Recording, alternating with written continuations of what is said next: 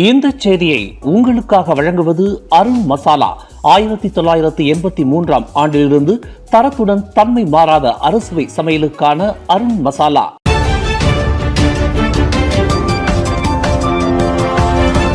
வணக்கம். திசைகளின் ஒரு மணி செய்திகள். ஆகஸ்ட் மாத இறுதியில் அமைச்சரவையில் மாற்றம்.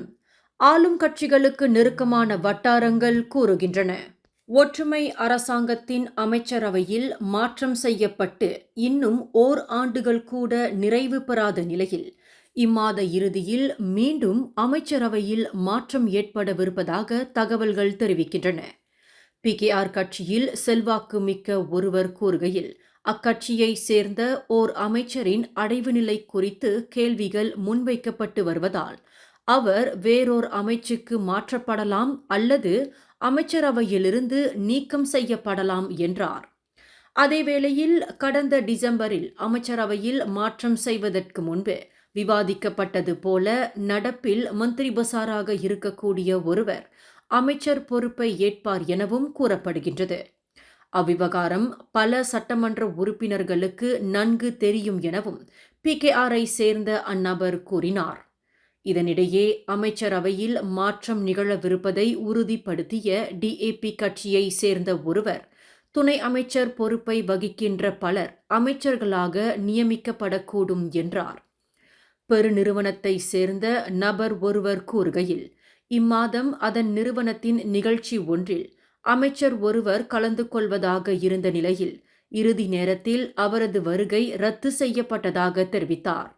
அமைச்சரவையில் மாற்றங்கள் செய்யப்படுவதால் அமைச்சரின் வருகை ரத்து செய்யப்பட்டிருப்பதாக அவர் தரப்பில் விளக்கம் அளிக்கப்பட்டிருந்ததை அந்நபர் சுட்டிக்காட்டினார். ஆக கடைசியாக கடந்த ஆண்டு டிசம்பரில் அமைச்சரவையில் மாற்றங்கள் செய்யப்பட்டன. அமைச்சர்களின் மொத்த எண்ணிக்கை 29 31 அதிகரிக்கப்பட்ட வேளை DAPயை சேர்ந்த சிவகுமாரிடம் இருந்து அமைச்சர் பொறுப்பு பறிக்கப்பட்டது. சில அமைச்சர்கள், துணை அமைச்சர்களின் பொறுப்புகள் மாற்றம் செய்யப்பட்டன. இதனிடையே அமைச்சரவையில் மாற்றங்கள் செய்யப்படவிருப்பதாக கூறப்படுவதை பிரதமர் டத்தோசரி அன்வார் இப்ராஹிம் இன்று திட்டவட்டமாக மறுத்தார். அமைச்சரவை மாற்றம் குறித்து தாம் இன்னும் கேள்விப்படவில்லை என கூறிய அவர், தமக்கு பதிலாக யார் அமைச்சரவையில் மாற்றங்களை செய்வது என்றும் செய்தியாளர்களிடம் கிண்டலாக பேசினார். வேறொரு நபர்களின் பொருளக கணக்குகளை பயன்படுத்தி மலேசியர்களின் லட்சக்கணக்கான பணத்தை கொள்ளையிட்டு வரும் மோசடி பேர் வழிகளின் நடவடிக்கைகளை களைய வங்கிகளில் கணக்குகளை திறப்பதற்கான விதிமுறைகள் கடுமையாக்கப்பட்டுள்ளன. இதற்கு முன்பு புதிய கணக்கை திறப்பதற்கு மை கார்டு அட்டை குறைந்தபட்ச வைப்பு தொகை மட்டுமே கேட்டுக்கொள்ளப்பட்டது. தற்போது புதிய விதிமுறையின்படி சம்பந்தப்பட்ட தரப்பினர் அவர்களது வருமானத்திற்கான மூலதனம் அல்லது முதலாளிமார்களிடம் இருந்து கடிதம் உள்ளிட்ட ஆவணங்களை சமர்ப்பிக்க வேண்டும் என கேட்டுக்கொள்ளப்படுகின்றது. அந்த ஆவணங்கள் சமர்ப்பிக்கப்படவில்லை என்றால் எவ்வளவு பெரிய தொகையை வைப்பு தொகையாக வைக்க எண்ணினாலும் அவர்களின் விண்ணப்பங்களை வங்கிகள் நிராகரிக்கும் என தகவல்கள் தெரிவிக்கின்றன. கிளாந்தான் நங்கீரி சட்டமன்ற தொகுதிக்கான இடைத்தேர்தல் நடைபெற இன்னும் 5 நாட்களே எஞ்சியிருக்கின்ற நிலையில் அதில் பாஸ் கட்சியின் சார்பில் போட்டியிடும் வேட்பாளர் ரிட்ஸ்வாடி இஸ்மாயிலின் தேர்தல் வாக்குறுதி அறிவிக்கப்பட்டுள்ளது.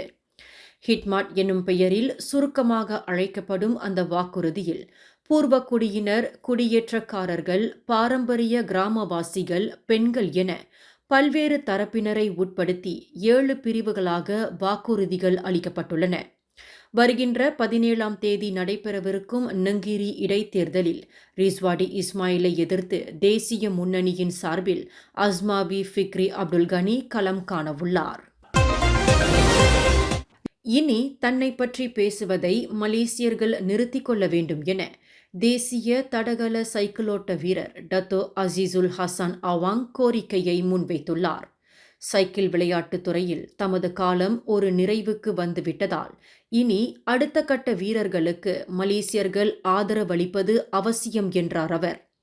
2024ஆம் ஆண்டு பாரிஸ் ஒலிம்பிக் போட்டியில் சைக்கிளோட்ட பந்தயத்தின் கெயிரின் பிரிவில் இறுதி சுற்றுக்கு முன்னேறியுள்ள முகமது ஷாஃபிடாவு ஷாரும் தனது செல்வாக்கை தொடர்வார். அவருடன் இன்னும் சில வீரர்கள் உள்ளதால் மலேசியர்கள் அவர்கள் அனைவருக்கும் ஆதரவளிக்க வேண்டும் என அசீசுல் ஹஸ்னி கேட்டுக்கொண்டார்.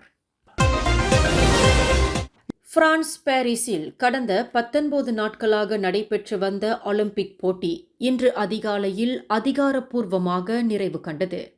கோலாகலமாகவும் கண்கவர் வண்ண வேடிக்கைகளுடனும் நடைபெற்ற அந்நிகழ்ச்சியில் பிரபல ஹாலிவுட் நட்சத்திரம் Tom Cruise Stade de France அரங்கின் மேற்கூரையிலிருந்து குதித்து ரசிகர்களை அதிர்ச்சியில் மூழ்கடித்தார். அது தவிர பிரான்ஸை சேர்ந்த கலைஞர்களான பில்லி எலிஷ், ரேப்பர் ஸ்னூப் டோக் முதலானோர் பாட்டுகள் பாடியும் நடனமாடியும் ரசிகர்களை மகிழ்வித்தனர். இந்நிகழ்ச்சியின் முக்கிய அங்கமாக அப்போட்டிக்கான பேட்டன் அடுத்து வருகின்ற 2028ஆம் ஆண்டில் ஒலிம்பிக் போட்டியை ஏற்று நடத்தவிருக்கும் அமெரிக்காவிடம் வழங்கப்பட்டது. இம்முறை பாரிஸ் ஒலிம்பிக் போட்டியில் உலகம் முழுவதிலும் இருந்து 32 விளையாட்டுகளிலிருந்தும் 329 பிரிவுகளை உட்படுத்தி சுமார் 10,500 விளையாட்டாளர்கள் பங்கு கொண்டனர். மலாக்கா அலோர் கஜாவில் ஏற்பட்டுள்ள வெள்ளத்தால் பாதிக்கப்பட்டவர்களின் எண்ணிக்கை இன்று காலை மணி 8 வரைக்குமான நிலவரத்தின்படி 360 பேராக அதிகரித்துள்ளது. அவர்கள் அனைவரும் அம்மாவட்டத்தில் உள்ள 6 துயர் துடைப்பு மையங்களில் தங்க வைக்கப்பட்டிருப்பதாக மலாக்கா இயற்கை பேரிடர் மேலாண்மை செயற்குழு செயலகம் தெரிவித்துள்ளது. வெள்ளத்தில் சுமார் 21 பகுதிகள் பாதிக்கப்பட்டுள்ள நிலையில் சம்பந்தப்பட்ட துயர் துடைப்பு மையங்கள் தீவிரமாக செயல்பட்டு வருவதாக அச்செயலகம் கூறியுள்ளது. பேரா குவாலகங்சார் மாவட்டத்தில் உள்ள கட்டடம் ஒன்றில் தேசிய கொடியை தலைகீழாக பறக்கவிட்டது தொடர்பான விசாரணைக்கு உதவும் பொருட்டு 60 வயது மதிக்கத்தக்க முதியவரை போலீஸ் கைது செய்துள்ளது. நேற்று மாலை மணி 3:20 அளவில் குவாலகங்சார் போலீஸ் தலைமையகத்தின் குற்றப்புலனாய்வு பிரிவு அலுவலகத்தில் ஃபேஸ்புக்கில் பரவலாகியிருந்த அவ்விவகாரம் கண்டறியப்பட்டதை அடுத்து அது குறித்து புகார் அளிக்கப்பட்டது. அதன் பின்னர் அம்முதியவர் விசாரணைக்காக கைது செய்யப்பட்டதாக கூறியுள்ள குவாலகங்சார் மாவட்ட போலீஸ், சுதந்திர மாத காலத்தில் தேசிய கொடியை பறக்க செய்வதில் அனைத்து தரப்பும் மிகுந்த கவனத்துடன் இருக்கும்படியும் கேட்டுக்கொண்டுள்ளது. இந்த செய்தியை உங்களுக்காக வழங்கியது அருண் மசாலா. 1983ஆம் ஆண்டிலிருந்து தரத்துடன் தன்மை மாறாத அறுசுவை சமையலுக்கு அருண் மசாலா. மேலும் செய்திகளை தெரிந்து கொள்ள கீழே இருக்கும் பெல் பட்டனை அழுத்துங்கள். உங்கள் மகிழ்ச்சியை வெளிப்படுத்த லைக் மற்றும் ஷேர் செய்யுங்கள். தொடர்ந்து திசைகளோடு இணைந்திருக்க சப்ஸ்கிரைப் செய்யுங்கள்.